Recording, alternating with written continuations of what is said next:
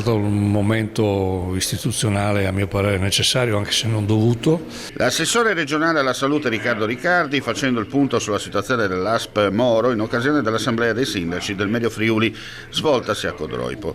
Nel corso dell'incontro ha tracciato un bilancio dell'attività commissariale, evidenziando come l'ente sia passato da un passivo di milioni di euro dal 2021 al 2023 all'attuale avanzo di gestione, grazie a una manovra di risanamento economico-finanziario complessiva. Tra le operazioni chiave citate figurano le risoluzioni di contratti onerosi, la regolarizzazione della contabilità arretrata, la valorizzazione del patrimonio immobiliare, la ridefinizione organizzativa dei servizi, nonché il controllo di gestione con una riduzione media dei costi dell'11,36%.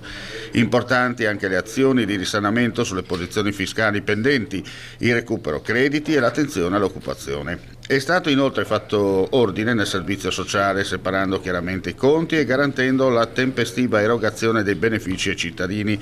Riccardi poi ha affrontato il tema della vicenda giudiziaria e del provvedimento dell'autorità anticorruzione. Sono venuto a spiegare questi dettagli e credo che riferirò anche in aula, perché ho letto alcune richieste alle quali puntualmente risponderò, magari ricordando a qualcuno che forse quelle domande potrebbero avere risposte da chi forse nel tempo poteva assumere delle decisioni in ordine ai regolamenti e alle norme che probabilmente potevano anche essere fatti prima, e quindi poteva intercettare questa vicenda qualche anno prima. Il 17 aprile si va in tribunale e la Regione si costituirà parte civile? Sì, noi ci costituiremo parte civile come abbiamo già annunciato.